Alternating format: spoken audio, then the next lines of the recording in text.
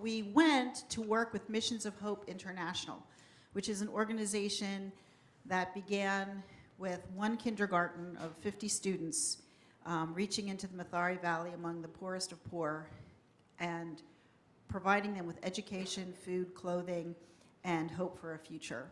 And 25 years later, they now have 30 schools, mostly in Kenya, 2 in Liberia, and they're starting 1 in Ethiopia. And they are now 30,000 students strong.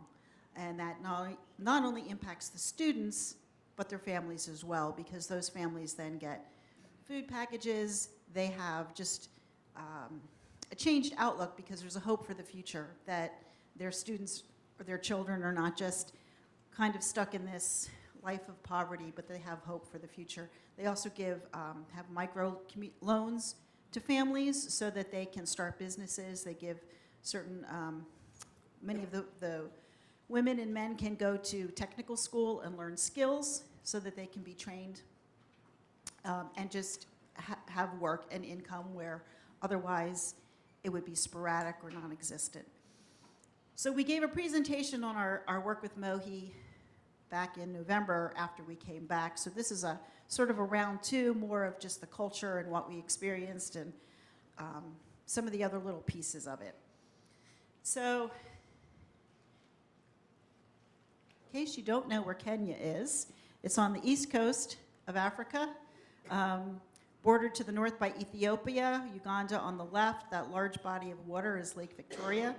And to the south, Tanzania, and then the Indian Ocean on the east coast. It is sub-equatorial, at least where we were. It's actually kind of goes through the middle of the equator goes through the middle of Kenya. So we were south. You see where Nairobi is, right there. That's primarily where we were. And they have not 4 seasons, but basically 2. And it's not like we would think of it. It's either rainy season or dry season. So fortunately, we were there during the dry season. Really 2 rainy seasons, one where there's short periods of rain, and then where there's longer periods of rain. And that takes place from November through April, or the rainy time. And then when we would be having summer and fall, early fall, is the dry season. So this is kind of a close-up of Kenya. Nairobi is this whole area in here. We were at a Missions of Hope school, kind of in the heart of Nairobi, in the Pangani Center. We were situated on the western side of the Mathare Valley, which is, I think it's the 2nd largest slum area in Africa. And the Mathare Valley is like 13 villages kind of all combined into this one stretch. And that's where we were. We also then were able to go on safari down here. That was a short 1-hour flight to the Masai Mara. We stayed in Sopa Lodge. And while we were on safari, we were able to, in the distance, look and see Tanzania. And then a few of us also were able to fly to the coast. Mombasa is the next largest city that you'd probably be familiar with. And we flew into Malindi and then drove down to Kilifi. All these are coastal towns along the Indian Ocean.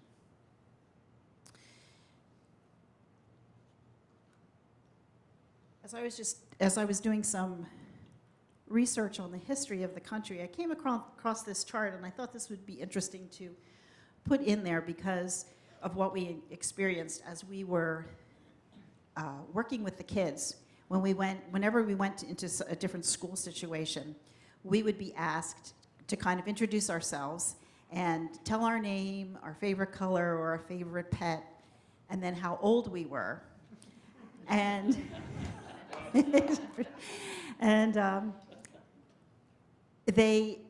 we were a group ranging from about early 40s to mid 80s. So we would all get up in turn. And bit by bit, we always seemed to go in chronological order almost. But as we got to some of the older folks, we had a woman on our trip who was 83. When she said how old she was, they were all like, and like clapping and cheering, because when you look at this chart, you see that 60 and over is about 5% of the population. People don't tend to live nearly as long. And this data is from 2019, but it's still roughly the same. It's a small portion of the population that lives to be a lot, over 60, whereas the younger children, the younger ages are higher portions of the population. You think about 5% in comparison to here, where baby boomer generation alone is 20% of our population. So there's a real difference there.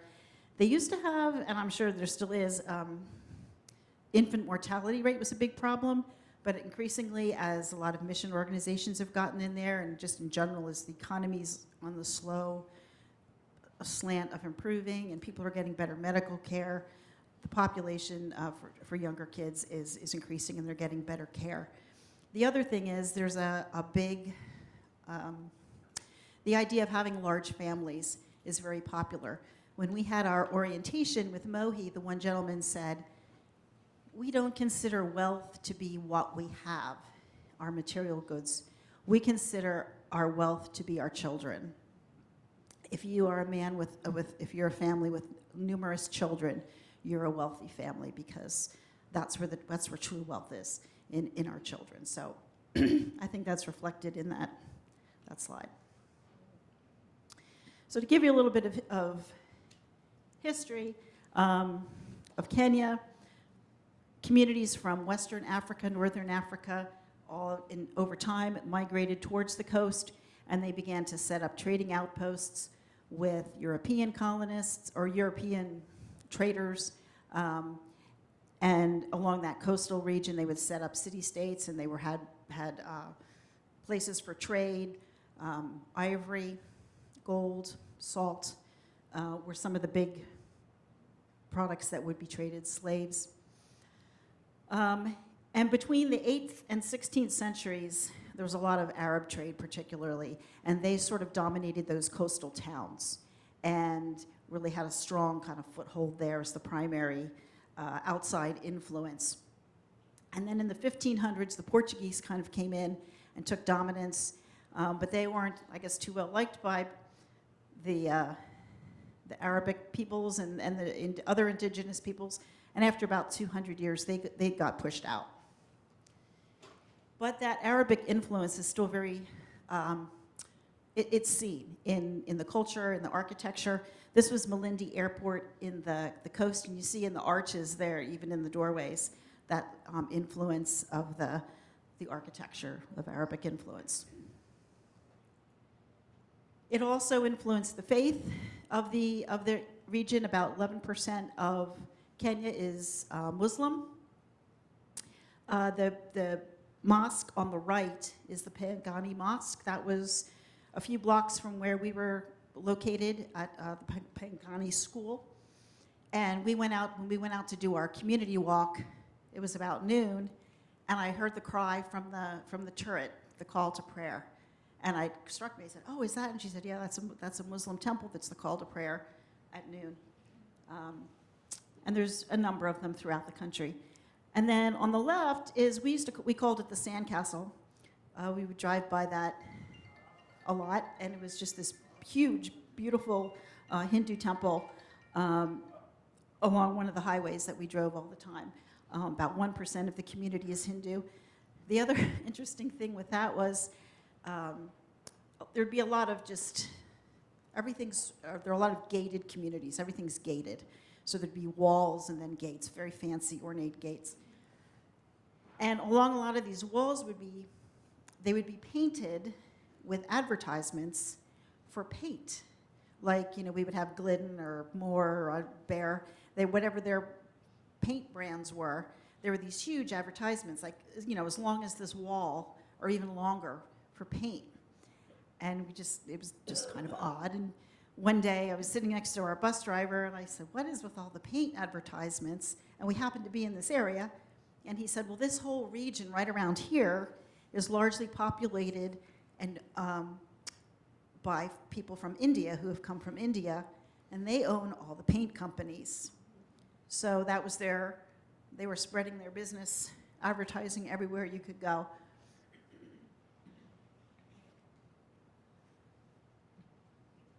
Historically, unfortunately, late 1800s, Europe decided they were going to carve up Africa because there was a lot of conflict over who was controlling trade in what areas, and a lot of conflict over that arose. So they decided they were going to carve it up, and you get this piece of Africa, we get that piece. And in part of that pact or agreement among the European powers, Kenya became a protectorate of Britain and began a period of British colonial rule. Unfortunately for the indigenous people, that meant they got displaced from their land. A lot of the white folks that came in became, the landowners or the holders of the properties, inland and the farms. So people that were maybe herdsmen before, now they didn't have their own farms. So they needed to, they had to, in some cases, work for the people who now had taken over the land for low wages. There were high taxes. They had no assurance of any kind of political, involvement for their own governance. And it was a really difficult period in their history. And kind of what got me looking into this was when we went to Mathare Valley, I thought, well, how did this, Mathare Valley is this slum area about 2 miles long with how many people?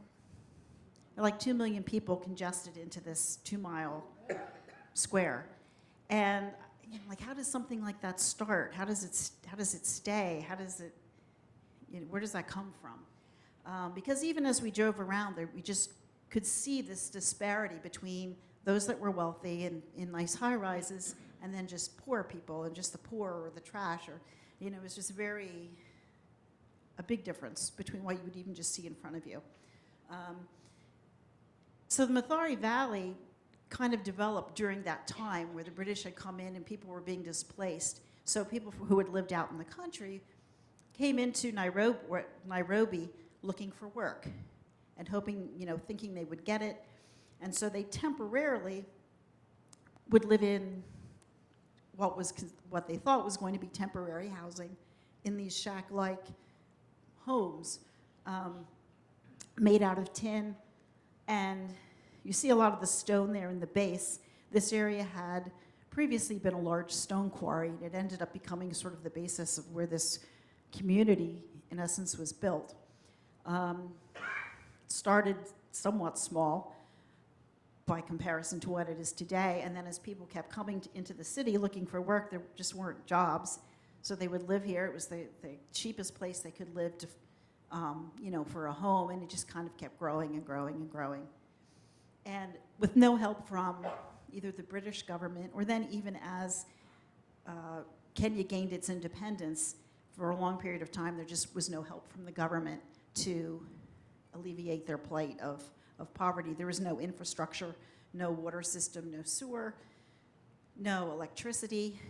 Even today, electricity is often hijacked. We talked about there'll be an electric line, and then somebody will just kind of plug into it and have a light bulb hanging in their shack.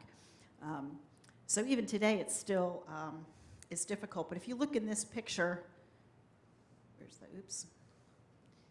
like these, the lines in between the homes, that's basically what you see here on the right. That's just the walkway. There are a few main streets in the community, but mostly to get from house to house, you're going from in these little sideways, and that's just water, sewage kind of running through there. And actually, one of the homes that we visited was just kind of where that light is on the left is one of the homes that we visited.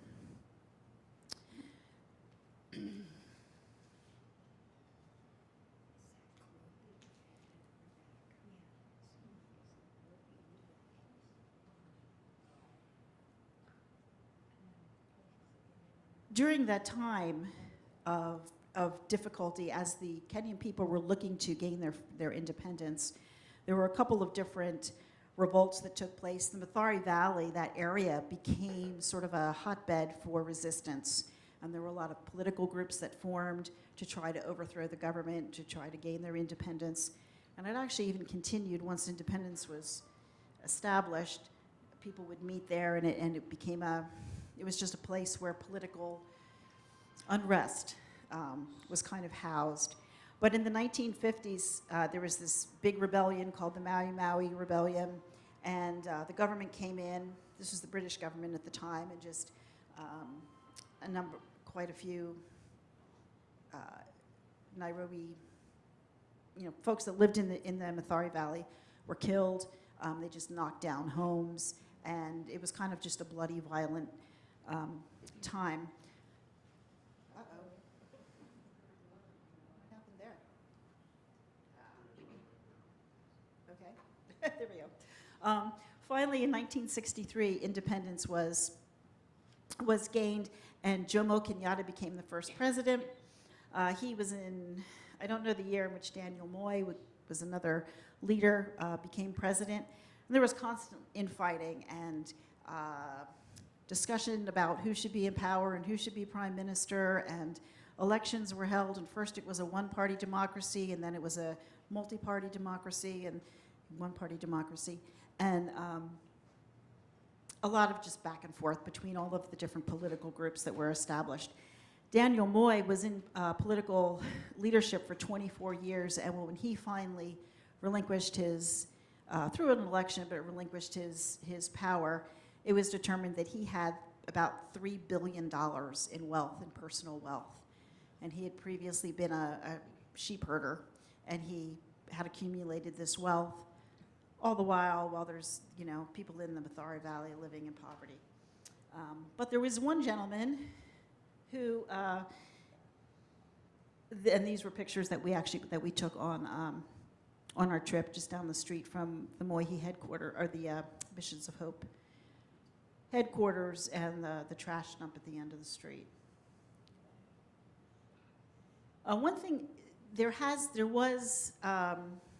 a rise in the development of a middle class. I said we did see a lot of discrepancy or disparity between the extreme wealth and poverty, but over the last 20 years, our team leader, Brandon, has been going to Kenya with Missions of Hope for about 20 years, and he says that over that 20 years, he has seen there be a rise in a middle class. Many more people are getting educated, getting jobs, and kind of coming out of that poverty, which is what Missions of Hope is all about, and there's other organizations doing the same.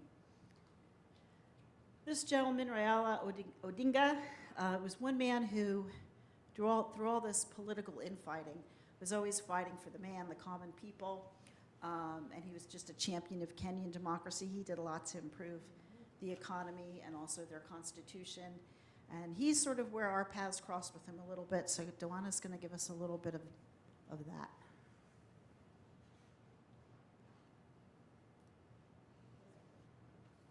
Yeah, we had no idea when we went in October that Odinga was going to play such a large role in what we did there. Very influential in Kenyan politics. I need my notes. He ran unsuccessfully to be president of Kenya 5 times, each time claiming afterwards that there was something wrong with the whole voting process. The last time he ran was in 2022, so decades and decades of influence in Kenya. His father, too, had been very influential in Kenya. His father was the vice president of Kenyatta when they gained their independence. Part of being, Betsy talked about the transition from single party on to democracy in Kenya. He was a very influential part of that. He was a bit of a controversial figure, in part because he wasn't afraid to stand up for what he believed in, rather anti-establishment. He would defy the police, lead mass demonstrations. At one point, he was imprisoned, beaten in prison, and then imprisoned without trial for 6 years. Very popular with the poor people in Kenya. So, what's the next picture? So when we were there, Wednesday of our time, we were at Pangani School. We had done a program with the kids in the morning, And then after our lunch, the administration of the school called us aside and they said, "We're sending you back to your hotel." And we're like, what's going on? Well, they had just received word that Odinga had died. He was in India at the time.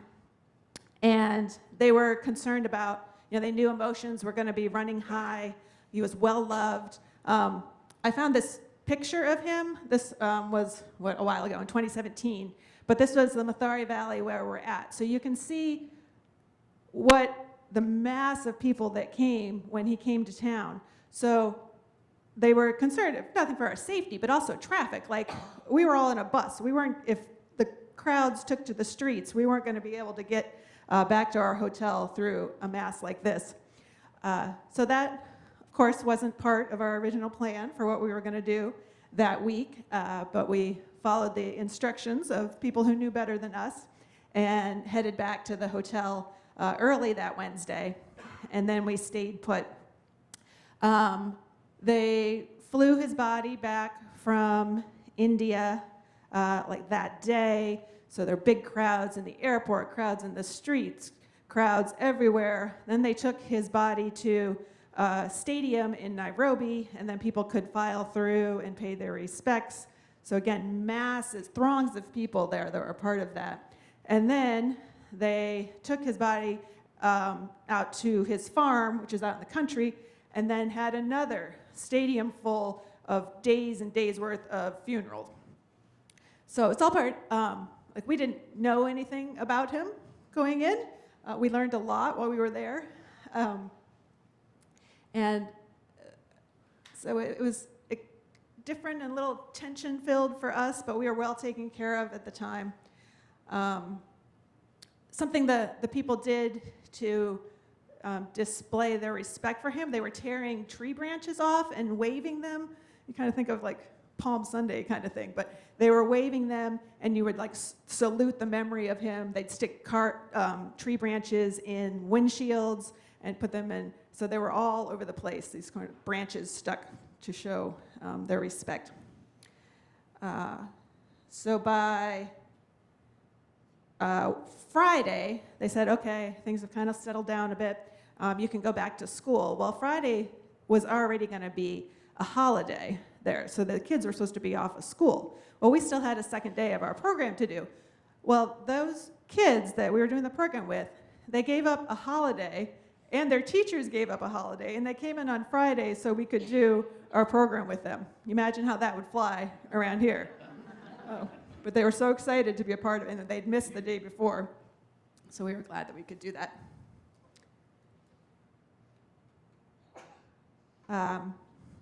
Alice Mukiri was a part of our team. Not to be confused with Alice Bishop. We called Alice Allie while we were there to keep them straight. Alice Mukiri used to work at Garden Spot, and she's from Kenya. So she was a great asset on our team. She got asked 1,000 questions a day by all of us. And her sons met us at the airport when we arrived. She helped us go shopping. And then she had wanted, before we went, she said, I'm going to have you come to my home. So, which was, you never know what to expect going to, if maybe you picture a hut in your head, if you think, oh, I'm going to a Kenyan home. It wasn't like that at all. It was beautiful. So we made the plan. She had graciously invited us to her house. This was on Sunday after church. So in typical Kenyan fashion, we had a plan, and then we held loosely to that plan. So we went to church on Sunday, and then she's looking at her phone. She's like, okay, my house is 45 minutes from here. So we drove an hour and a half, and we got to her house. And then she was like, okay, my family, my boys, they're going to have all the food made. I'm not going to have to do anything. They've got it. So our bus gets there. Of course, she has sons. They did not have things well in control. So she immediately jumps in the kitchen, starts cooking for us, straps her baby granddaughter onto her back, and is working in the kitchen. So the rest of us, we're a little hungry, right? We went to church, and then we drove hours to get out there. Food wasn't ready, so okay. So we're sitting around in her spacious living room. Her mother was there, who couldn't really hear us and couldn't really speak English, so that conversation didn't last too long. And then her 8-year-old granddaughter was there, so we had a great time getting to know her, playing games, waiting for lunch. And then the funeral for Odinga was on the TV, full blast. Maybe because the grandma couldn't hear it so well. Anyhow, full blast funeral, hours and hours of politicians and people speaking about it, and then someone would get up and say, in an interest of time, we're going to keep this short. And then the funeral would go on and on and on. So we had that for our entertainment. Meanwhile, our Kenyan driver who had went with us, fast asleep on the couch. I was like, oh, I didn't realize that was part of today's schedule, that it was nap time before we eat. So we're waiting, they're cooking. Eventually, Alice built out this amazing spread of rice, and she makes samosas, which are a little triangular pastry, which are amazing. We had this great spread. We're talking, late afternoon, but we're eating. So good. So we're done eating, and we start to make motions like, okay, I think we need to get back to the hotel, maybe about that time. The driver had never been to this area before. And Alice is like, no, the goat isn't done yet. There had been a goat roasting outside this whole time. We had eaten our full, and now she's like, here's the goat. So they bring in this roast goat. I'm like, there's no room for this, man. There's no room. But it was good. It was very good. But still eating, and there's her home. There's her lovely living room while we're waiting. So we ate the goat, and then we're like, okay, now we're definitely done, right? They're like, no, there's cake. She pulls out this cake, which is in the shape of a pot. It looked like something from the show, is it real or is it cake? So this beautiful cake in the shape of a pot with a beautiful painted scene on it that then you sliced and ate like a cake. So we're eating again, still later, and then we're like, so now are we getting on the bus? And she, that's more what food was, I'm going the wrong way.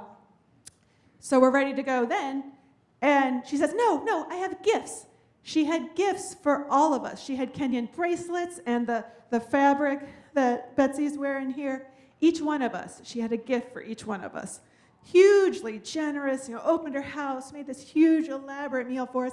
Of course, not what we thought of or expected it to be, but it was an experience that we were all very, very grateful to have, except for Betsy, who was sick and didn't get to go.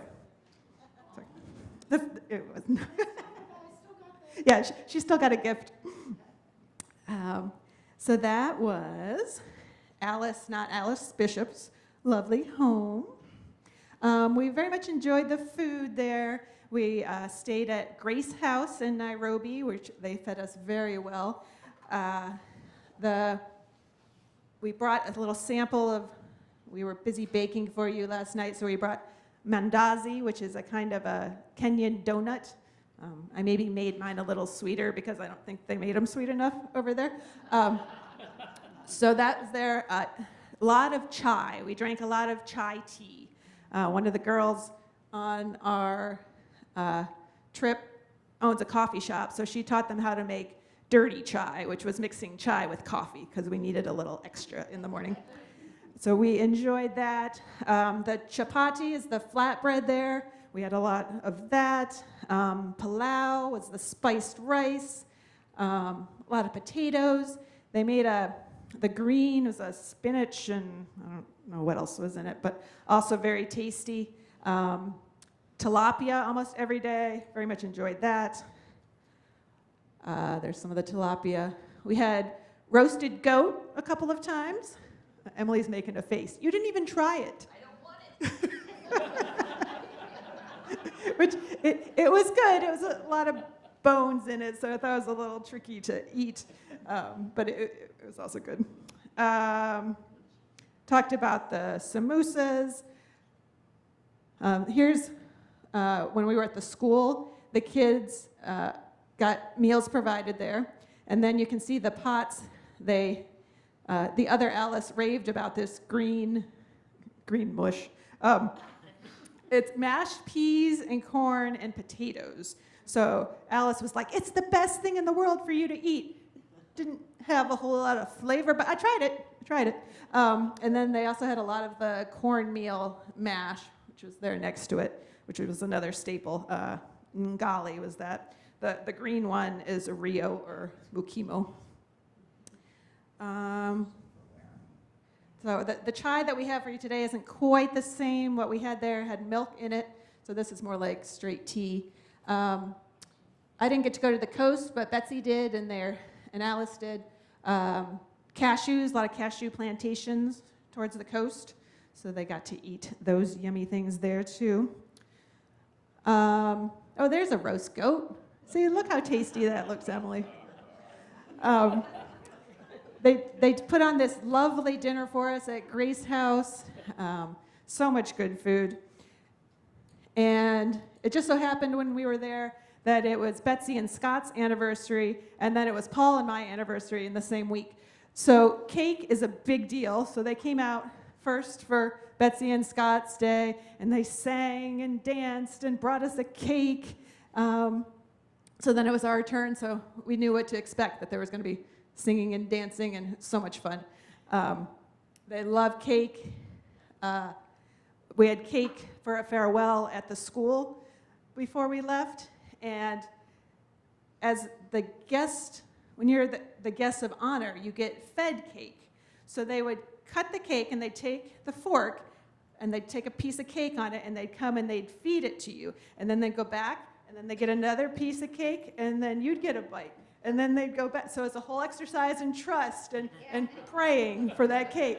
But that way they made this little cake feed everybody on the team, all their special guests, and then all the kids got that fed the cake as well. So we love cake. It was a good time there.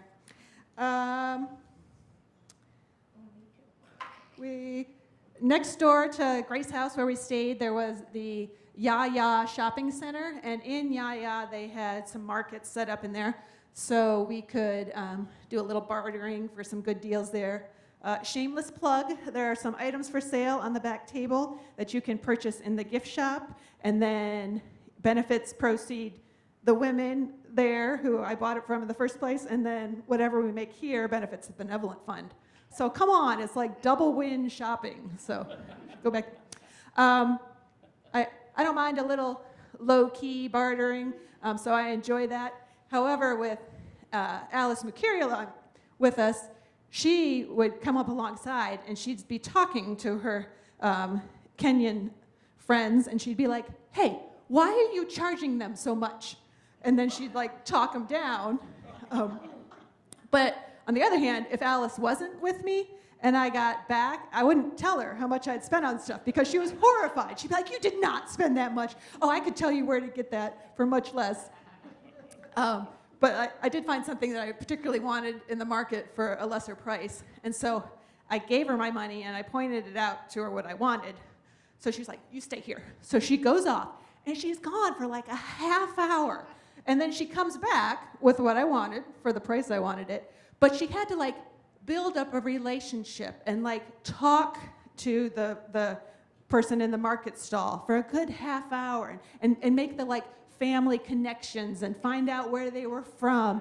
And then they get to the end of all that and she's like, so I'd like to buy this for this much. And then, you know, she got my good deal. So just another little perk of having Alice along with us. But it was fun. And it was nice that we were in the city, that we were so close to that Yaya market, so that when we were sent back to the hotel and we couldn't leave for 2 days, we could at least go next door and go shopping. So apparently that's what God wanted us to do for a day and a half. Oh, there it is. There's Yaya. And then speaking of shopping, Betsy's going to talk. I didn't get to go to Amani Aju either. I did not like haggling. I got so worked up, and I was like, my husband's like still in the deal. I'm like, no, I hate this, and I'm like walking away. And it wasn't, you know, here's this thing for $8. It was, look at this thing I hand painted and I sewed, and how much? How much? you know, you were supposed to offer a price, and then some of them gave you a piece of paper, and you'd write it down, and then they'd cross it out, and they'd put their price, and then they hand you the pencil, and then you were supposed to cross it out and put your price. And it was way too stressful for me. So our team had, there was sort of two time periods. There was a shorter period of time, so there were a number of people in the team that came back to the U.S. before the rest of us.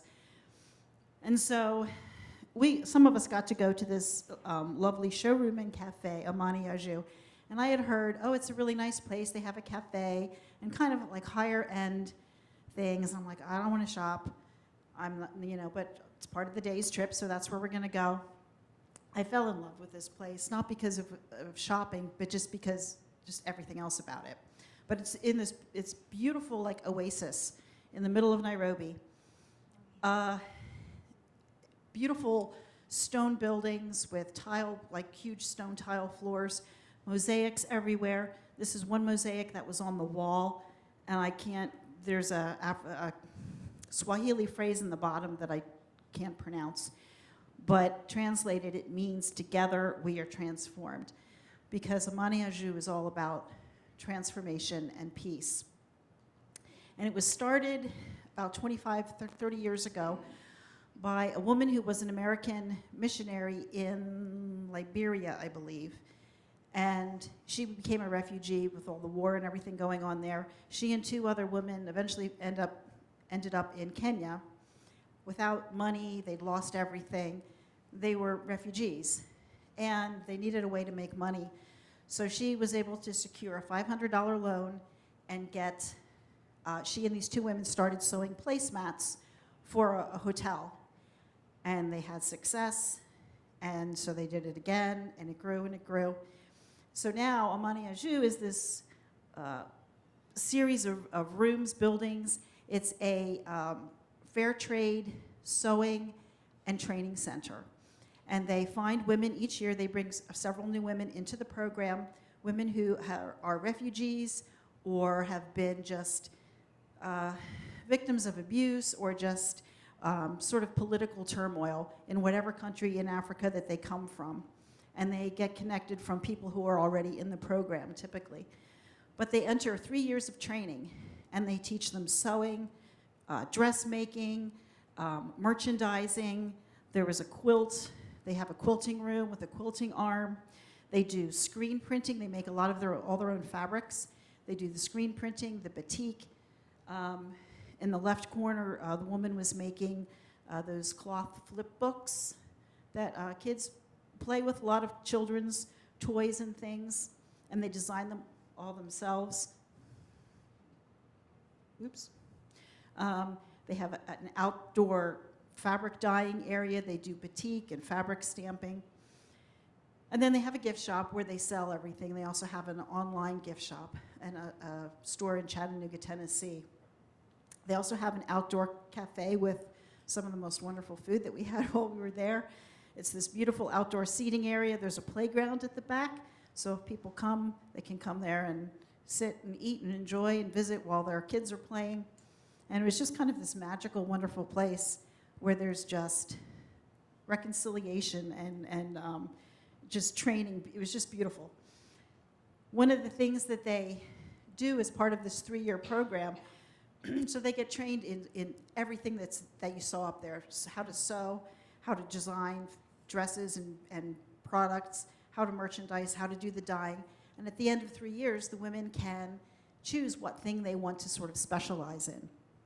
And then at that point, they can either choose to work there if there's space in the community, if there's a slot, or they can work from their own home. They would collect all of the fabric or pieces that they need. They can work at home. They bring it in when it's completed for sale, and then they get paid per piece. So now these women have a way to support themselves and their families. They have their own businesses. There's just a dignity and again, a hope that's there. They also give them a sewing machine once they graduate, but it's not a free handout. It's a buy-in. They're required to pay 50% of it. So they can make installment payments, pay 50% of it at the end of that time. They own it, and they can continue to work from there. And it is women from a lot of different countries. They had one room with a beautiful tile mosaic on the floor, and this quilt was hanging on the wall. It's the room where every morning they have a morning devotional time and worship time. And this quilt represents 12 different countries and a story of reconciliation from that country. And they put together, they gave us this little flyer, and I'll read one. Somebody pick a square. Pick a square. Which one do you like, Wendy? Which one do you like? Which of those squares in the quilt?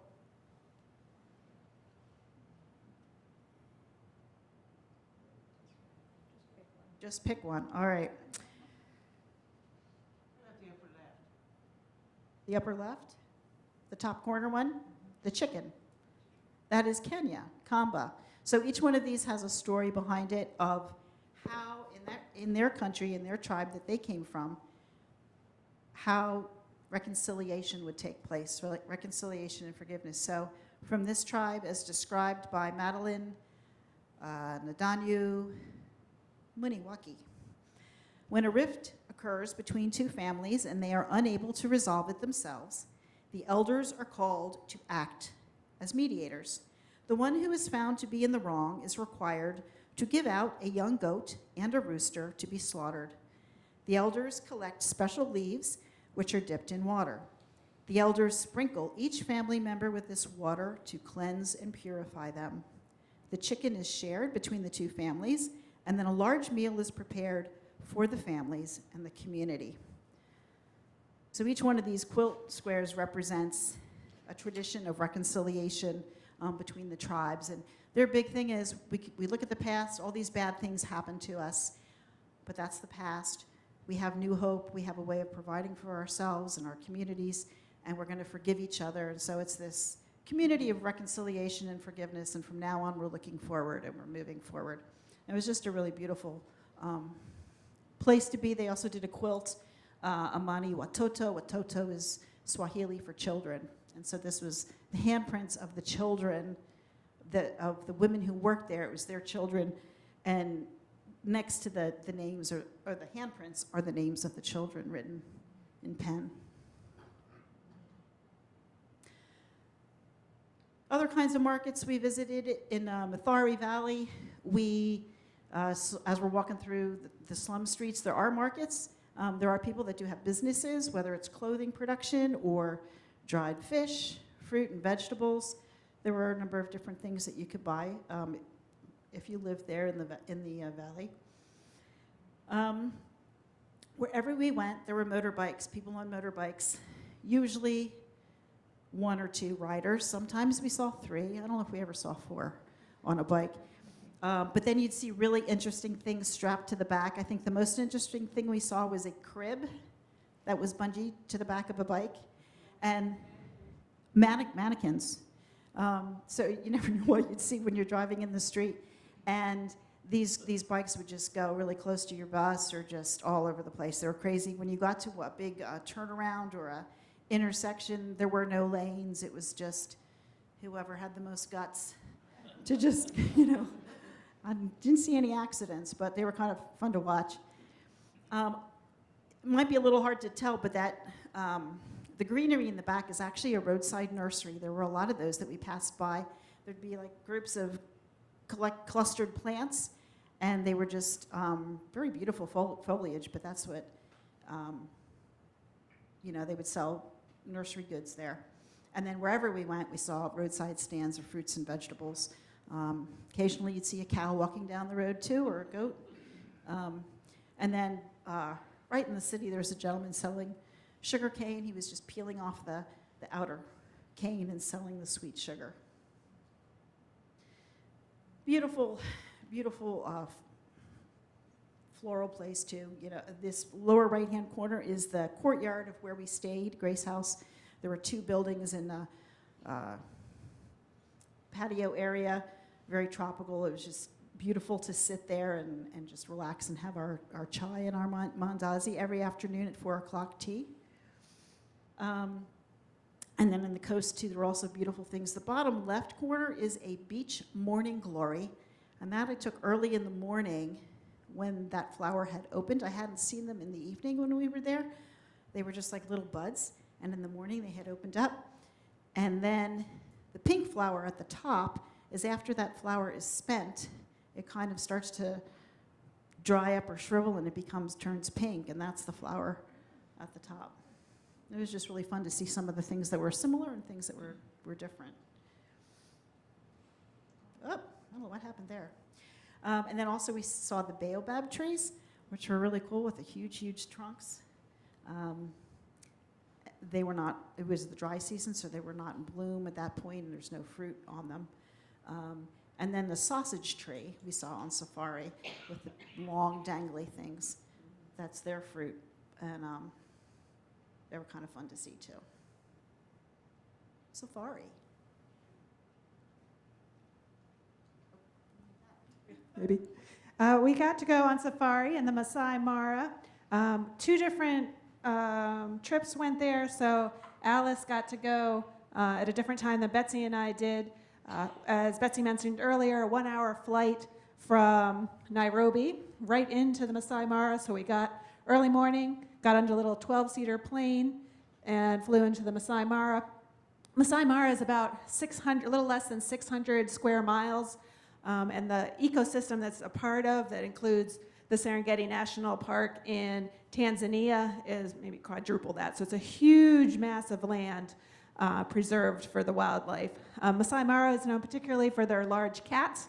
So within 10 minutes of us being on the ground and in our Jeep, they brought us there were 2 lioness nursing 4 cubs down in a gully right next to the road. So we were close enough that we could see them. We could hear the cubs like making noises while they were eating. And we could hear the other lioness was down in the gully chomping on bones, and we could hear her down in there working on that. Oh, wait, I gotta go back to the zebras. I can't skip that, Arlene. All right. Beautiful, like as you maybe imagine, the savanna grasslands in Kenya, herds of zebra. The giraffes were very popular, of course. We didn't see those till the end of the day. We're like, where are the giraffe? Take us to the giraffe. Saw lions multiple times. Our guide would be communicating with other guides around the park, so they knew where to take us for the animals. So we'd be driving off through the grass, maybe on a road, maybe not, to find. We drove out a ways that they said, there's a cheetah, there's a cheetah. Well, they didn't want to spook the cheetah, so they had us lined up, and we had to like wait our turn, and then we could drive, and we got really close to see the cheetah, who was just chilling under a tree, but we couldn't all mob around the cheetah, or he would have got up and left us. The lions didn't care so much. There'd be like 20 vehicles around the lion. He's like, yeah, I know you're here to see me. We were able to get right in the middle of the elephants, which is very exciting. There was one where a mom walked past us, and you could tell she was kind of like side-eyeing us because she moved between. She and her calf were walking next to us, and she moved so she was between us and the calf. Like, I know you're there, but we're just gonna go. We're still bigger than you. Ostrich is fun as well. Cape buffalo, hyenas, baboons.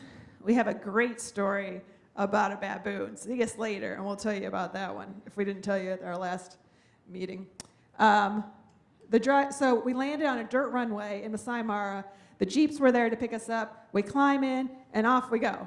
And they're fearless, over, under, around, whatever. They were going to get us there. I believe this one is from Alice's trip, and I think Alice has a more exciting story about getting stuck somewhere too. So see her for that story. And this is the dry season, so that's what we're looking at there. Gives you an idea of the vastness of the space. The wildebeest migrate through the Masai Mara. We were after that, so we didn't, still lots of wildebeest, but we didn't see the huge migration that took place before. We did sit for a while. There was a herd of wildebeest that we thought were going to go down and cross the river, and we're waiting, and they'd go, and like the first one would take one step, and then he'd turn around and go the other way, and the whole group would be like, nope, we're not going. So then we'd wait, and they'd go. And the guide was like, yeah, people just sit here all day and wait for them to cross the river. We're like, yeah, we're not going to do that. So we eventually moved on. But there was like a pod of hippos down in the river. We're like, is that why they're not going? They're like, no, the hippos, they'd go through there anyways. But we saw crocodiles down in the river and hippos. So maybe that's why the wildebeest weren't going through, but it was fun. We stayed in a lodge right in the Masai Mara. So these were where we stayed on the left. So as you walk down from the restaurant area down this path, it's all open. So that evening when we went to our room, there was a zebra here on the right, just eating dinner. And apparently they liked it there because the lions wouldn't come so close to where we were staying, so it was safe for the zebras to hang out. And then that's the beautiful Masai Mara. So we're very blessed to have the chance to go there and see all of that. All right, we kept it under an hour, just barely. Questions? We're going to do questions. Don't forget to get tea and a mandazi if you did not get one before. Or even if you got one before, pretend like you didn't and take another one. Any questions? No? All right. Thank you all for coming. Don't forget to shop. A little over a year from now. Mark your calendars. I do have a question. How much did you interact with the kids? We were with the kids, I don't know, like every other day kind of thing. So they, like not weekends, because we were with them when they were in school. So, and it was kind of, yeah. I mean, we did a 2-day vacation Bible school program with the kids. Then they were with, I left before, but the group that went to the coast, they took kids there to experience the ocean for the first time. So, Arlene? I really appreciated the postings on Facebook to Frederick about your trip and the kids. Like you showed classes and you showed the ocean. It was really neat to see your day by day. For those watching at home, she appreciated the Facebook posts.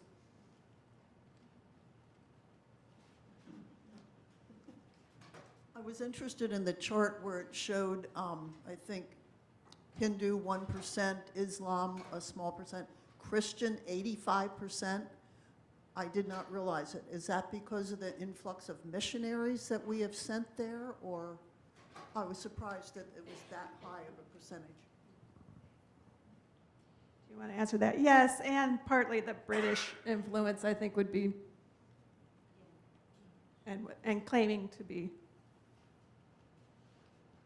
The children that go to school, do they have to be sponsored and pay in their uniforms? We sponsor children, and they have to be paid, be sponsored, and our church does sponsor 45.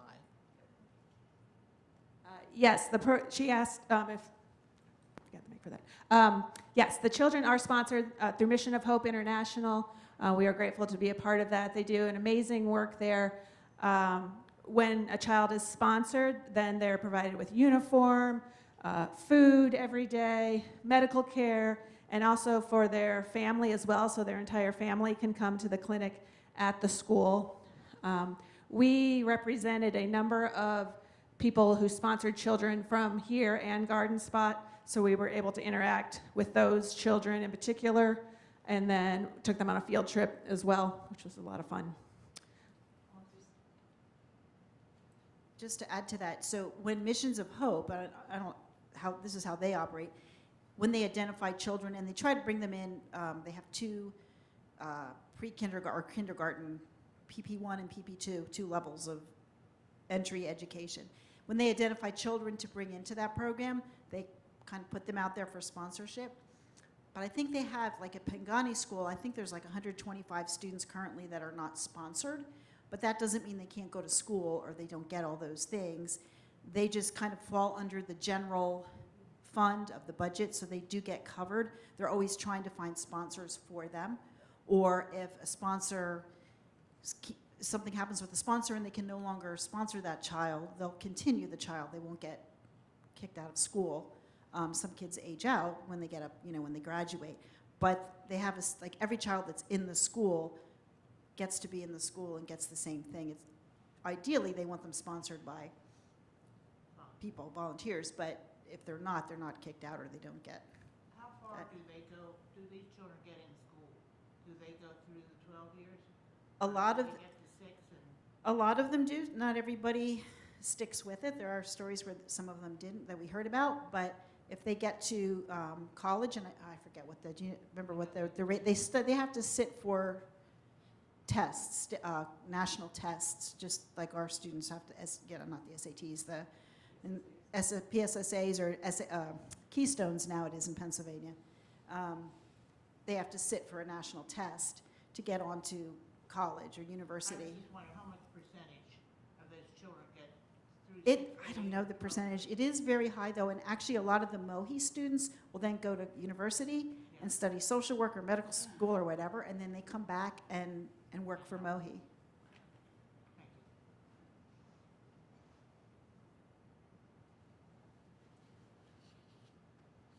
you. All right, thank you all for coming.